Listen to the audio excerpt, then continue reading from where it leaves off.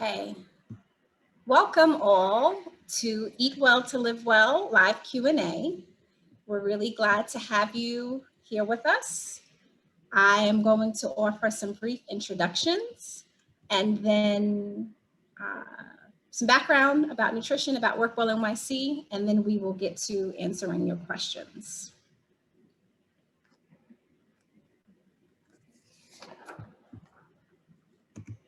Okay, so you can see me, hopefully, video's on. We're inviting you all to participate in a different format today. So it's possible to turn your videos on if you wish.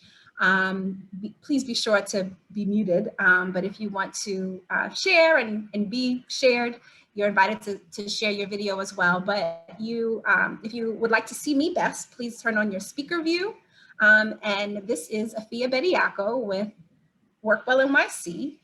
And I also will be joined by Brenda Dash, if you want to give a wave or audible hello, Brenda. And she will be working with me today to answer your questions. Hello, welcome. Hello. Hello. I'm going to also give a brief background about Work Well NYC. So Work Well NYC is the city's employee wellness initiative. We offer well-being resources programs, and they're in the areas of physical activity. We aim to help you move more, eat well, take action to prevent diseases, and be well. In addition, our project area, Project Build, is building, understanding, inclusion, learning, and diversity. And we're working to build a more equitable access to health with this project. And Work Well NYC in general, we are here to help support you in all of these areas, no matter where you are in your wellness journey.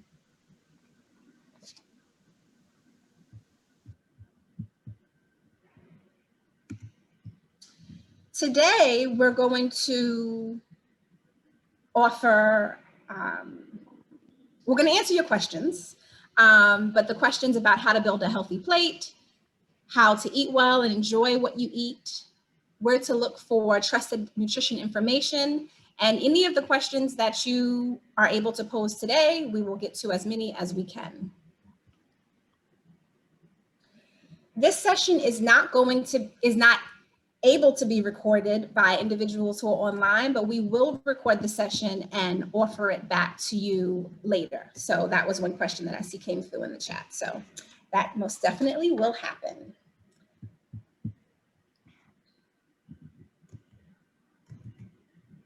Just changing my view to see if I can see more of you.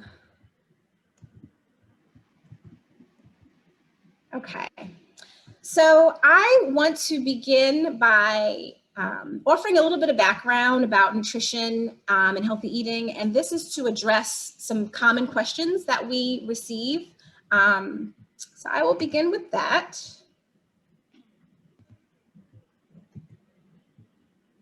With the slide, there we are. So this is a plate that is a really great guide for healthy eating. If folks remember, some years ago, what was used was the food pyramid, and this sort of format has replaced that some years ago. But this guide helps to give you guidance about what healthy eating should be, what proportions, what kinds of foods, etc. So this plate is actually organized with the greatest proportion being fruits and vegetables, if you see that.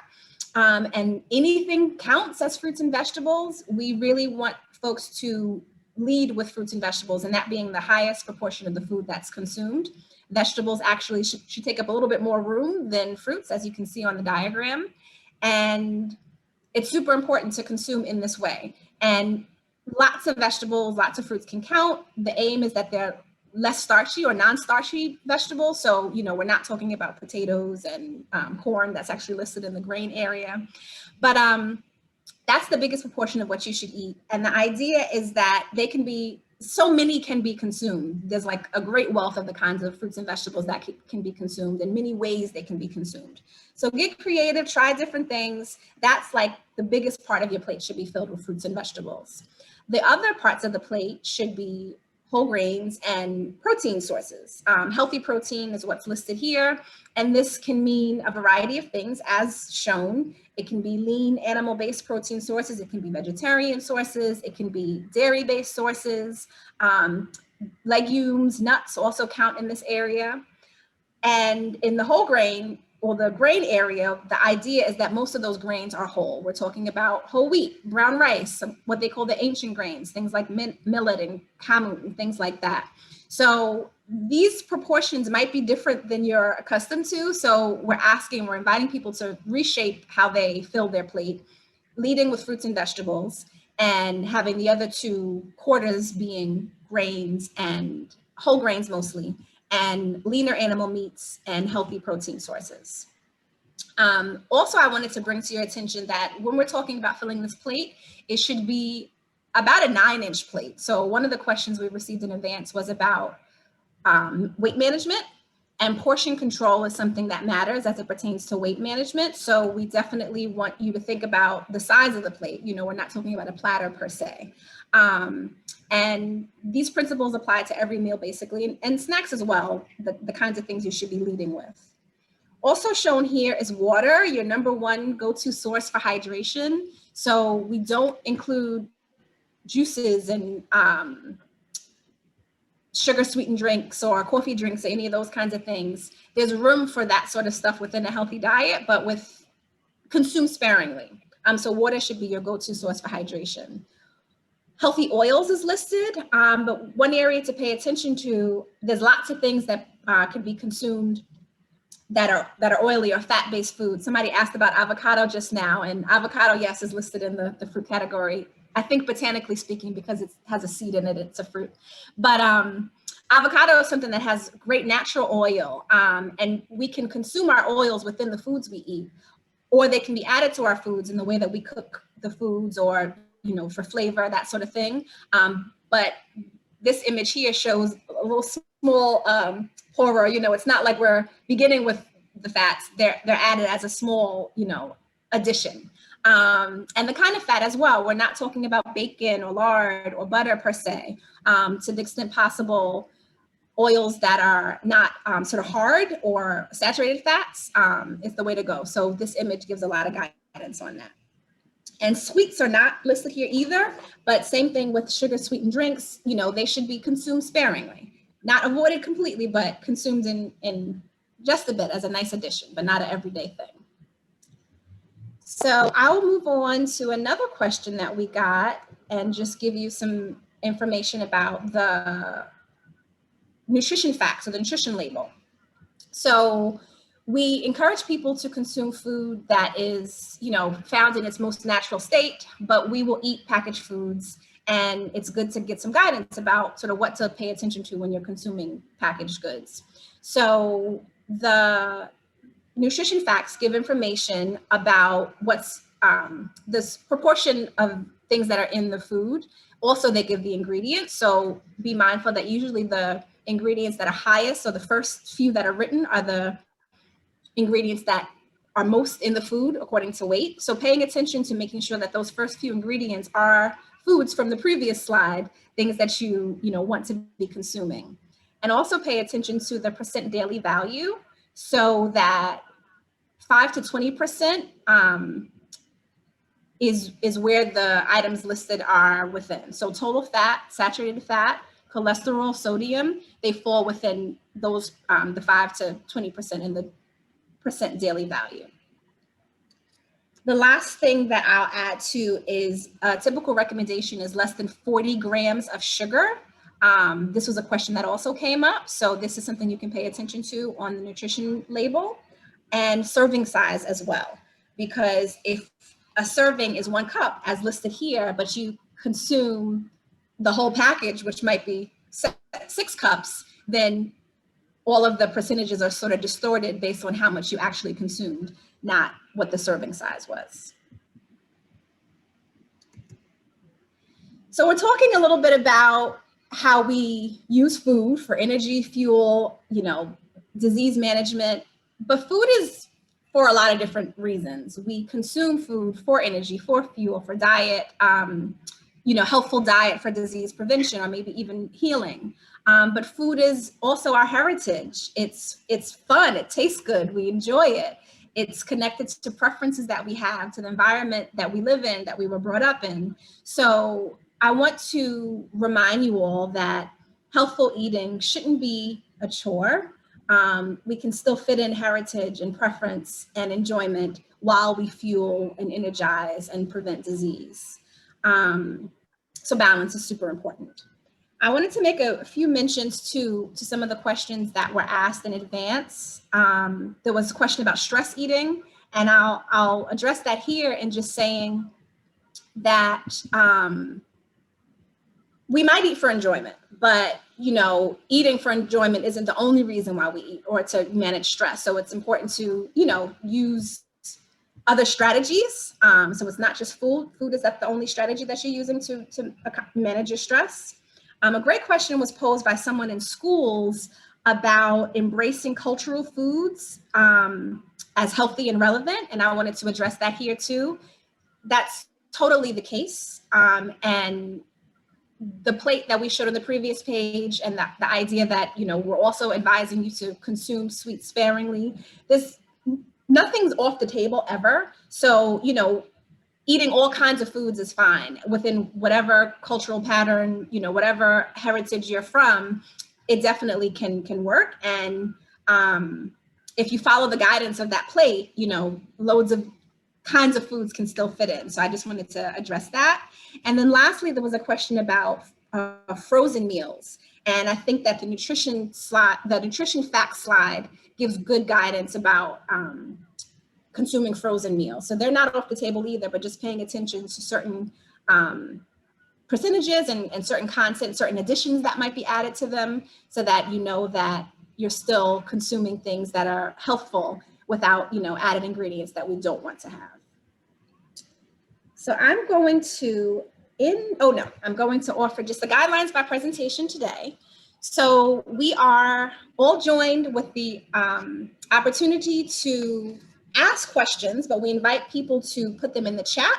So we ask that you stay muted. If you want to come on camera, we'd love to see you. So that's your choice if you like. This session is being recorded, so be aware of that if you're coming on camera.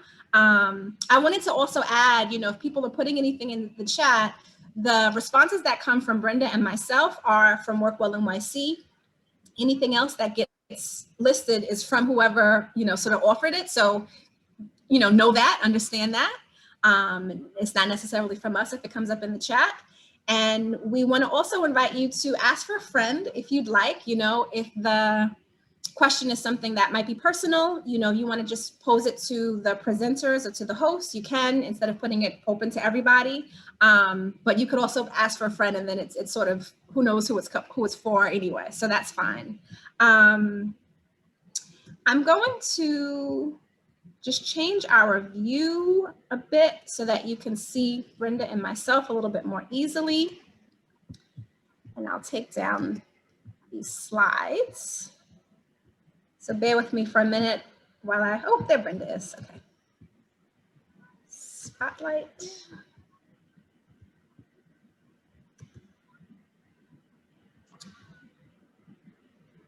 Okay. All right, so I'm actually going to pose our first question, and it's not to Brenda, it will be to you all.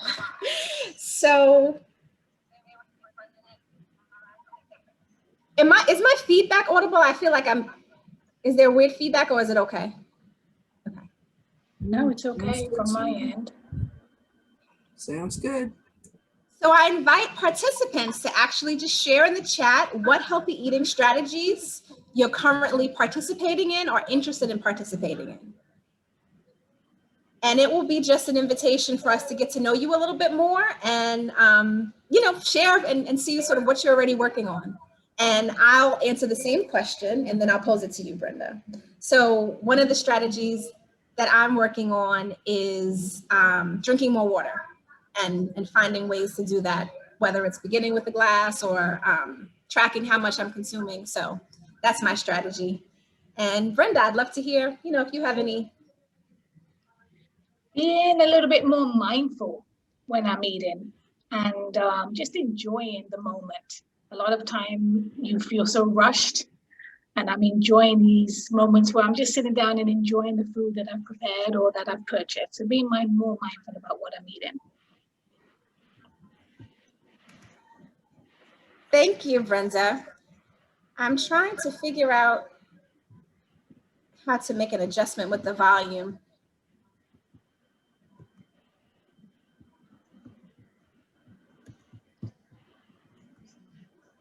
Am I coming in light?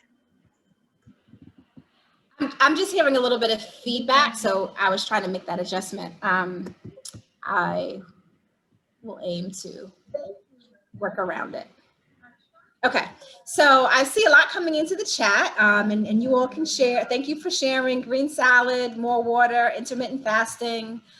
This was something that came up as a question as well. So thank you all for sharing what you're working on.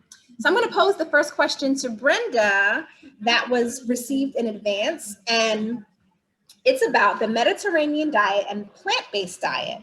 And if you could just make a comparison to those and share why people, want to participate in them possibly. Okay, well, to me, when I hear plant-based, even for myself, it's like, well, what exactly is plant-based when we talk about a plant-based diet? And when you look at the reviews, typically a plant-based diet is a diet that incorporates a lot of vegetables, specifically non-starchy vegetables. No specific guidelines as to how many, but it's people who's more conscious of incorporating vegetables, which is one of the recommendations we talked about on the plate, right? So in terms of a comparison between the Mediterranean and the plant-based, the Mediterranean to me gives a little bit more guidance in terms of an overall diet. It typically is a heart-healthy diet in that it's recommended for people who are possibly living or trying to manage high cholesterol. And the focus is really whole grains. A lot of what you brought up before, Afia, whole grains, because of the fiber and the role of fiber in a heart-healthy diet helps pull cholesterol from the body. And we'll talk about the role of fiber in weight loss a bit later when we address weight loss. Fruits and vegetables, again, because of their nutrients, they're high in antioxidants, but again, high in fiber. Low-fat dairy products, because we want to focus on reducing fat content in foods. We always say low-fat, either skim or 1% when we talk about milk products, as well as yogurts, nuts, seeds, legumes. Healthy fats, such as olive oil, canola oil. And the reason being, again, healthy fats are good for our hearts, and some of the bad fats, such as your saturated fats and your lards, it can not necessarily be beneficial to the heart health. And lastly, we're talking about lean proteins, chicken, skin removed, because that's where a lot of the fat is. We're talking about fish and how we process it. Are we baking? Are we grilling? Are we frying? So the Mediterranean, they definitely talks about low cooking methods, such as frying, such as grilling and baking. So hopefully that was a little bit more clearer for you. Thank you for addressing that, Brenda. You're welcome. So I didn't hear about red meat specifically. There was a sort of follow-up related to this about if red meat is really unhealthy for you. So can you just verify that? Yeah, we could talk about it. I mean, red meat is higher in fat, right? And typically some of the better fats, such as your saturated fat. So we know that saturated fats can start to clog up your arteries. So those types of fats, which we find in red meats, processed meats, such as bacon and some of your deli meats, you want to try and limit or reduce. So I would say to you, it's not that they have to be removed from your diet altogether, but you just want to be mindful how much you're consuming per week. And also maybe go through less fatty portions. So you want to try and remove as much of the fat when you purchase red meat. And cooking methods, maybe grill, so you can also try and remove some of the fat in the cooking process. Thank you. You're welcome. So Wait, say that again, Brenda? No, I didn't say anything. I do want to add now that you just said, say it again, Brenda. To me, I always think it's important for you to have as much control in that situation. And as you had noted earlier, preference has to be a part of it and what you like. So if you enjoy red meat, it's not that it has to be off the table, but again, when you're preparing it, remove any excess fats and try to possibly cook in a healthier way to try and reduce again the fat content. Thank you.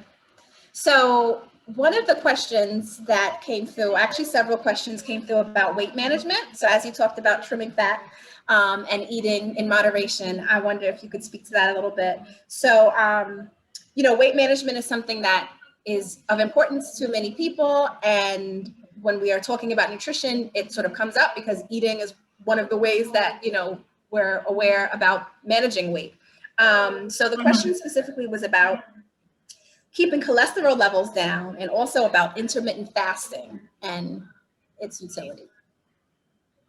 Well, when it comes to weight management, to me, there's various ways for everybody to get to the end point. And really, it's about creating that balance, energy in versus energy out. In order for us to lose weight, we want more energy out, which we would do through exercise and physical activity, and hopefully something that we enjoy doing, versus the energy in that we're putting in via food. So moderation to me is the key when it comes to trying to lose weight. Yes, we can eat a variety of foods, but by and large, you want to monitor the portions. And even historically, when we look at the portions from many years ago, including the plate, years ago, the plate was 9 inches, and by and large, now it's 12. So naturally, you find that you put more food onto your plate.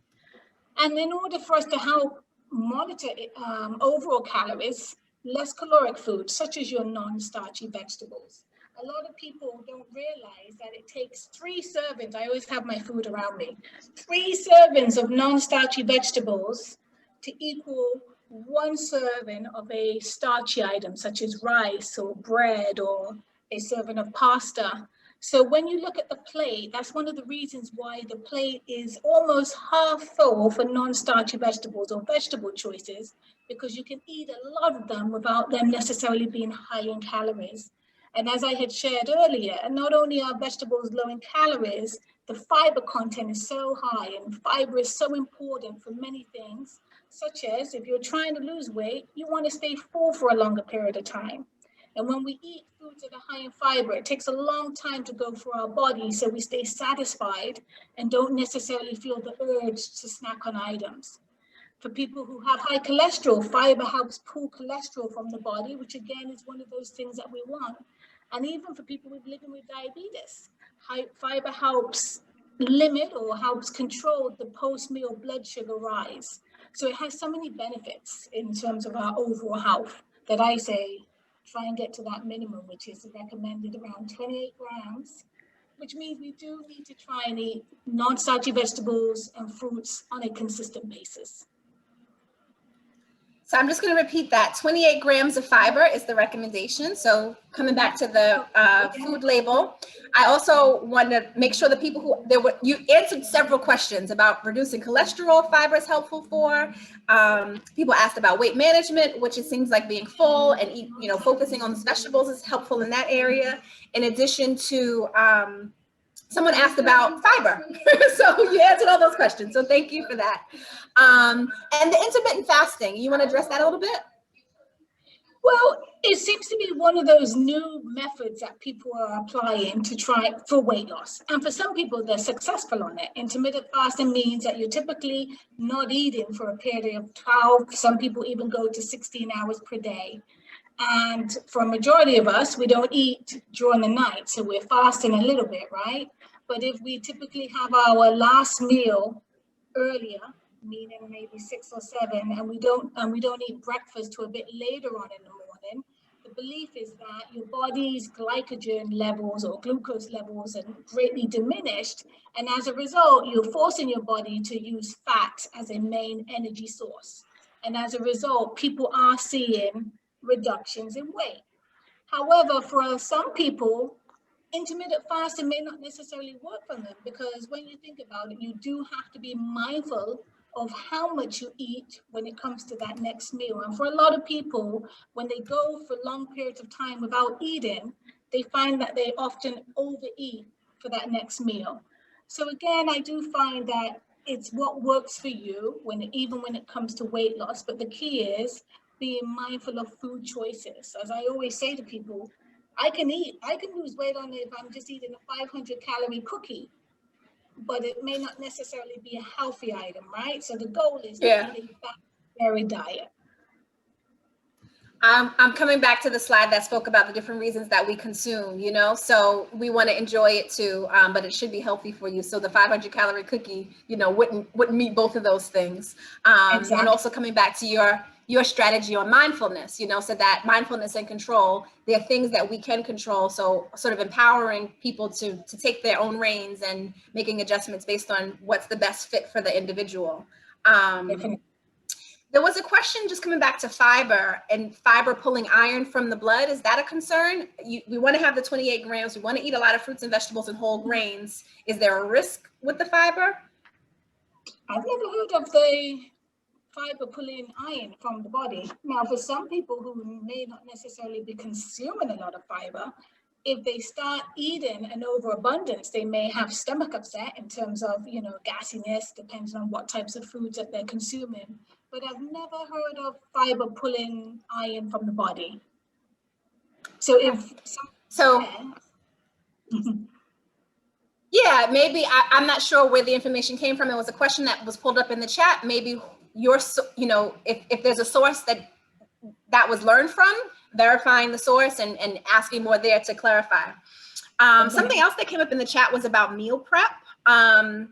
And I think this is an important sort of question. You know, we're talking about trying to consume foods, healthy foods, whole foods, cut off fat in some cases, these sorts of things. So having time to make sure that you prepare it is important. So meal prep is definitely a strategy that can be used, and it can help in advance to prepare, as it suggests. It can also save money. And my experience is that it sort of, it organizes time in a different kind of way, you know? So maybe the meal is prepared to eat when it's time to eat, but you might have had to do the prep, you know, the weekend before or something like that. So it's just a different way of organizing time. Do you have any other sort of suggestions or tips as it pertains to meal prep and using that as a supportive strategy? Well, I think it's very helpful because a lot of time, stressful eating, we typically go for the foods that's right there in front of us. So if we've prepped ahead of time and we have possibly healthy snack options in the refrigerator, fresh fruits, or even cut up pieces of fruits, fresh vegetables, they may be the first things that we go to. And likewise, just for a healthy dinner, just having everything prepped, so all you have to do is actually do the cooking itself. It can make it a lot easier. I think time is often one of the factors in terms of us eating in a healthy way. So what happens with that stress eating? Whatever's available, you might consume. Whatever's easy. So if you make the healthier choices easier, then it's more likely that you can, you know, eat them. You just mentioned veggies or fruits as a snack too. There was a question about snacking. So, you know, there's the answer to that. You can snack on the kinds of things that you want to be consuming. Maybe it's helpful to make them available and more easily available. Cutting carrot sticks or, you know, slices of pepper and putting them in baggies so they're easy to grab, or pre-portioning things so that they're sort of already in the amount that you want to consume them. And even like, I'm thinking of fruits that come easily, like biteable, you know, little tomatoes or Persian cucumbers, or, you know, some of these kinds of things that sort of are created, oranges even, you know, they're created in these nice snackable portions. So easy to go, definitely. Another question that came up in advance was about traveling and putting a unplanned healthy meal together. So perhaps if, you know, maybe it's lunch, if people are asking about sort of being limited during their workday, or maybe it's if you're traveling, going someplace new. But the question from a colleague at the health department was, if there's a quick checklist, if you're traveling and need to put an unplanned healthy meal together. Wow, choices. Well, I think I would obviously, or not obviously, first thing I would start off with would be water, right? A nice little, either in a container that I have, to avoid using plastics. Then I would say a small fruit, an easily carried fruit, tangerine, banana. The skin helps protect it, but it's a nice, nutritious item. And to me, nut sandwiches are always easy. Number one, they can last a long period of time, even if you don't have a refrigerator. Fresh fruits in a baggie, again, and nuts. I'm a very big nut eater. And, you know, the reason being it, again, they hold you. They're high in protein, great source of nutrients, sorry. So nuts are a great choice as well. I would always say with nuts, however, you want to be mindful because they're so dense. They can be, or they can promote weight gain if you eat too much. And sometimes it may be hard for you to control exactly how much you're having. So definitely in a portion control bag. Thank you. Your inclusion about nuts leads me to respond to something that just came up in the chat about balancing sort of nutrients. So we offer the plate guide, and we're saying, you know, begin with fruits and vegetables, and definitely consume fruits and vegetables, but balancing with something like nuts, an orange with nuts sort of helps balance out the nutrients, or, you know, carrot sticks with a piece of cheese or something like that. So yeah, balance definitely is included. Fruits and vegetables sort of lead, but we're not saying, just like you wouldn't just have the cookie, we're also not saying just have fruits and vegetables. And one thing I always say when we talk about even snacks and meals, you always want to try and include the protein source. So for me, that's where the nuts would be. And the reason, again, protein helps control your appetite, is going to allow you to stay full for a longer period of time. And it's not just beneficial for people who want to lose weight, anybody who may have diabetes. The protein is going to help control blood sugars. Okay, excellent. Protein is good for lots of reasons. All the things that were included in that plate, our bodies need, you know, so, and each of them, you know, might be connected to certain realities, certain needs, certain health conditions that we want to avoid or manage. So there were a lot of questions that came up about vegan and vegetarian eating. We spoke a little bit about plant-based already, but I wonder, I want to see if I can combine a few questions. So there was a question about being vegan and still gaining weight, which is possible. You gave the example already. If you eat a vegan cookie, or like lots of calories of vegan cookies, you're probably not getting your nutrient needs, and you possibly could still gain weight. But so I want to combine a few questions. Okay. Go ahead. Well, I always say you want I was going to say titles too, like vegan or organic. It doesn't mean that it doesn't contain calories. And at the end of the day, you want to be mindful of the fats that are used and the overall calories. So even if you're following a vegan diet, if it's excessive in any of those nutrients, as well as overall portions, then it can promote weight gain. Okay. Something else came up about protein for vegetarian and vegan diets, and then something just came up in the chat about soy products, which are sometimes a common protein source for, you know, people who are abstaining or reducing their meat consumption. So maybe if you can just speak a little bit about protein for that eating pattern. Well, typically vegans are going to go with non-animal source proteins, and typically it would mean that for some of them, they may not be complete. When we talk about animal proteins, they're complete, meaning that they contain all the essential amino acids. So when we're following a vegan diet, sometimes you have to do what they call mix. So if I have legumes or I have beans, I may have to consume it with a rice product in order for me to receive those amino acids. But we do have some superfoods such as quinoa or buckwheat and chia seeds. They're great sources of protein for people who do not consume animal products. And we do have soy. And I know soy was controversial in terms of its risk for certain populations. But in terms of women, I think the research is out there to show that it is safe. But I know based on certain past medical histories, there may be caution to consuming an excess amount of soy. And the first items that you mentioned, legumes, grains that can be high in protein, like quinoa. So balance is still possible, even if you are abstaining from meat. It doesn't have to be just soy as the protein source. 100%. And I think the biggest thing with a vegan diet is that you have to be conscious and you do have to pay attention in order for you to get the nutrients that you need. So you spoke about control and mindfulness. So again, bringing it to applying that here, you have choices and paying attention to make sure that the choices you're making are in alignment with, the health realities that you are dealing with and, the goals that you need to meet as far as weight or protein or any disease conditions. I want to address a question that that we received as well about family meal planning and balancing out the different needs. Like if, one person's eating vegan and another person isn't, or there were a few questions about picky eaters and toddlers. So some considerations that I would offer in that realm is include the family, other people, like everybody who's eating can have their desires and preferences met to some extent.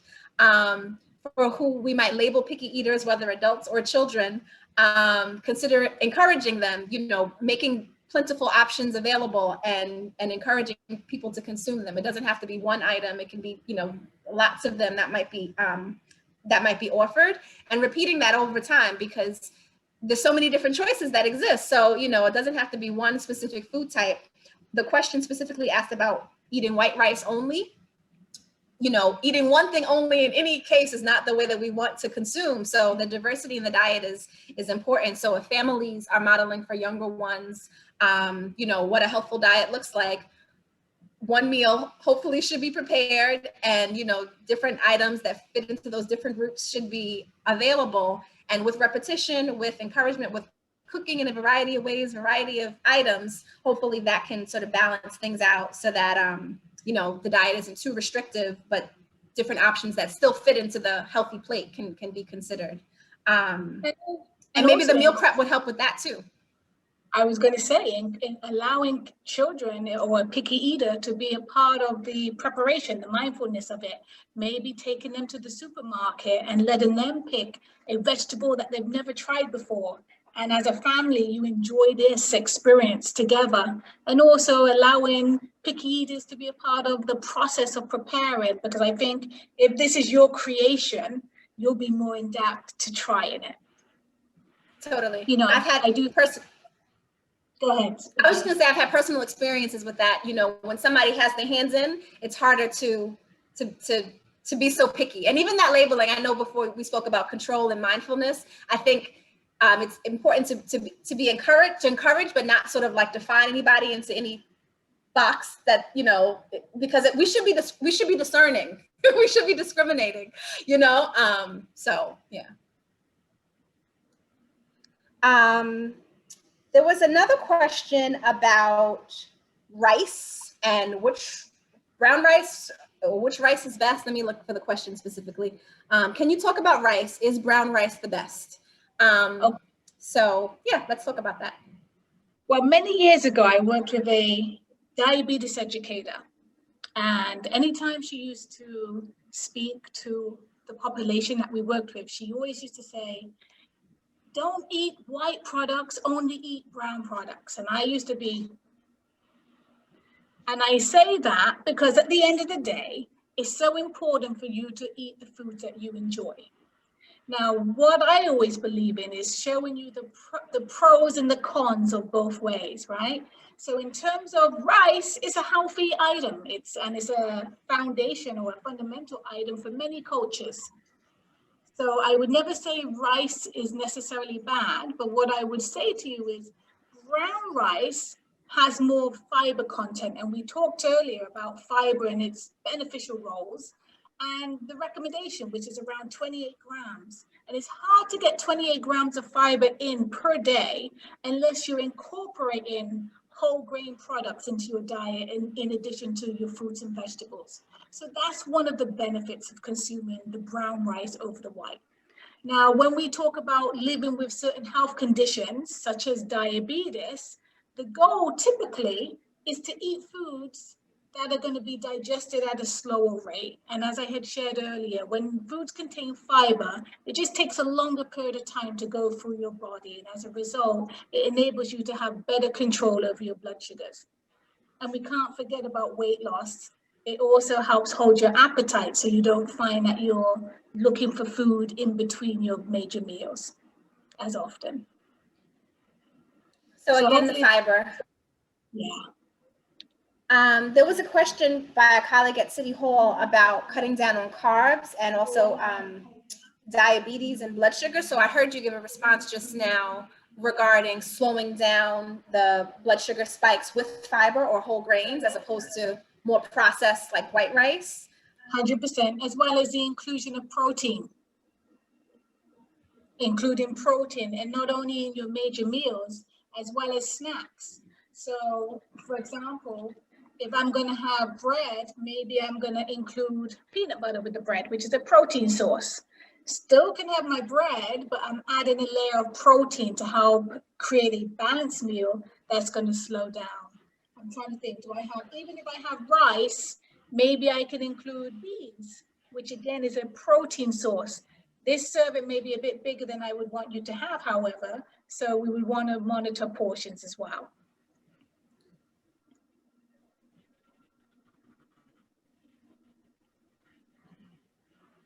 Beans is in very many traditions, you know, so that's something that I think is cool too as we speak about, you know, different kinds of ways that people eat.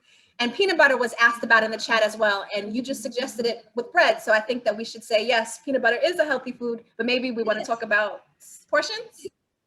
Right, I was going to say, remember, anything containing nuts are going to be high in calories because it is a concentrated source of healthy fats. And I want to emphasize that all fats, we have healthier fats and we have non-healthier fats, but remember, calorie-wise, they're all equal. So you always want to be mindful, even if you're including olive oil over salad, you want to be mindful of how much you're consuming, especially if you're trying to lose weight, because it can promote weight if we're adding a little bit too much.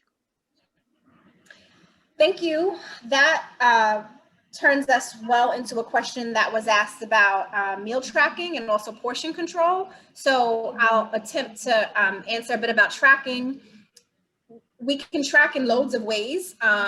In our age of apps and devices, there's lots of free apps you can tune into on many kinds of devices, websites and things you can get free apps for. I'm sure they're paid services too, if you know that's something that's of interest. We have a partnership with WW, and one of the things that they do offers sort of tracking if you wanted to keep track that way. And your point about mindfulness, even if you just track with a piece of paper, which is free, very sort of old school, but it can help us pay attention to, you know, how much we're consuming and, you know, what patterns exist. What other ways can people use to know how much they should be consuming? Like, you know, I'm a woman who's this weight and, you know, this activity, this height or something like that. What's the resource for people related to that question? How much, like, how many calories, I guess? Well, you can always meet with a nutritionist. That would be, right? That's an option. But also, if you go and you do a general search on the internet and you do calories for height for weight, it actually gives you, there's a lot of formulas that are present where you can add in your height as well as your current weight, and it will determine your calorie needs to lose weight. Excellent. So I'm going to ask one more question before we close things down. There was a question about milk, particularly full fat milk, you know, versus like reduced fat milk, 1%. And then also there's like soy and oat and, you know, almond and stuff like that. So if you can just answer that about what should we do? What should we, well, again, preference. If you're a person and you consume cow's milk, then milk is fine. What I would recommend is possibly go with the 1% or skim. And the reason being is that the fat content is lower. And again, our goal is that we always want to monitor how much fat we're taking in. The protein content remains the same. So that's great, because when we consume milk, one of the benefits of the calcium is also the protein. And the calories are lower. And we want to be mindful of how much calories that we're consuming throughout the day. For people who don't necessarily want an animal product, you do have the soy milk as well as oat milk and some of the almond milks. I would say, though, that some of the alternatives may not have the same protein levels. I find that the protein level is a bit different. It's a bit lower. I've seen sometimes the the created milks that don't come from an animal might have other things added for taste too. Sometimes they have nutrients added like calcium and that sort of thing, but they might also have sugar or salt or, some of those things too. So using the guidelines that we offered, the label. Yeah. Definitely. Okay, we're kind of rounding up on our hour. So I want to close with a question about sort of what healthy eating habit you might feel is like the most helpful healthy eating habit. And I'll let you think about it for a moment, and I'll say what I think I would suggest to people. And it also answers one of the other questions we got about clean eating. And I think that's what I would probably say, clean eating, which is similar to what we offered in My Plate, balancing out foods as foods, sort of, as opposed to things that are that we can't identify as something that is grown or caught or slaughtered or whatever.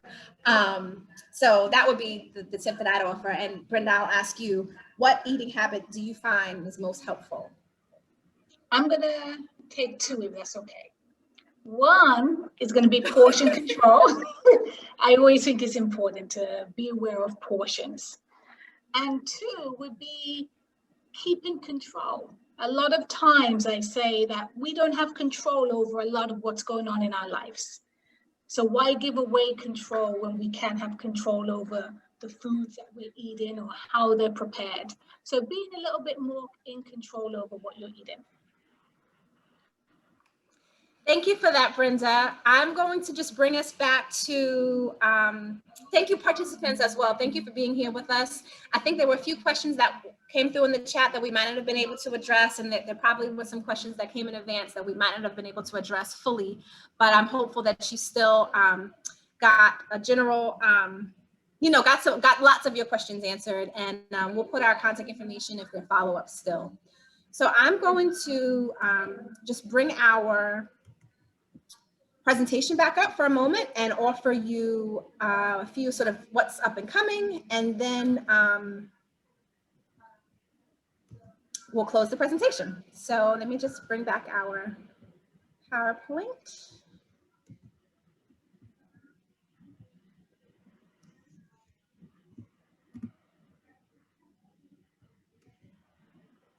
Okay, so Brenda, you spoke a little bit about control, and we also spoke a little bit about being discerning. So this is how to get sort of helpful nutrition information. So we want folks to be discerning. We want to make sure that you're speaking with trusted sources, seeking the advice of a registered dietitian, which in some cases might be covered by insurance, or reaching out to people who are empowered with the information that's most helpful. Even our clinicians, verifying their expertise in nutrition, because maybe you can get referred if your doctor, let's say, doesn't have that as a specialty. But you can also do research on your own, and the recommendation that we offer is to check in with the kinds of places that you're researching information from. So avoiding .coms or any sort of web space that has a sale motive, because there will be a bias if that exists. So the recommendation is to stick with .govs, .orgs, .edus, and there are 3 recommendations here with the health department, the city's health department page, which is a .gov, the Academy of Nutrition and Dietetics, which is eatright.org, and then Harvard School of Public Health has a nutrition resource, hsph.harvard.edu/nutrition source. So these are some recommendations. We also will share our webpage, and our information is there, and we consider ourselves a discerning source. So definitely, you can go onto our webpage. We also have our cooking demonstration videos and recipes that are there. People often like to learn more via recipes, so that's a resource available to you. I want to invite you to some upcoming programs and things that you can participate in more from WorkWell NYC and from the city more generally. So celebrating in June, celebrating history, diversity, and inclusivity during LGBTQIA+ Pride Month. There are lots of events and things happening. So visiting nycpride.org to learn more about opportunities that exist this month and even beyond this month. Also this month from Workwell, we're offering a presentation, LGBTQIA+ 101, Creating Inclusive Spaces. This will be next week. Another one this month, also next week, Male Role Models, Workplace Education and Family. And then Men's Health, A Family Affair, a webinar that was offered before, we're going to be replaying. So visit on.nyc.gov/upcoming events to learn more about any of these programs. And I think our closing slide is how to stay in touch with Workwell NYC. So again, thank you for your participation. We're glad to have shared this time with you. And we invite you to stay in touch with Workwell NYC at the spaces that are listed via our website, nyc.gov/workwellnyc, emailing us at workwell@olr.nyc.gov, and also in our Instagram at workwellnyc, and in LinkedIn, we have a presence there as well. So stay in touch. Again, thank you. And before everyone leaves, I want to invite you to give us feedback about how the session went. And we have a poll that I'll launch, and you can let us know how you rate this webinar or this Q&A event. So please give us your feedback there.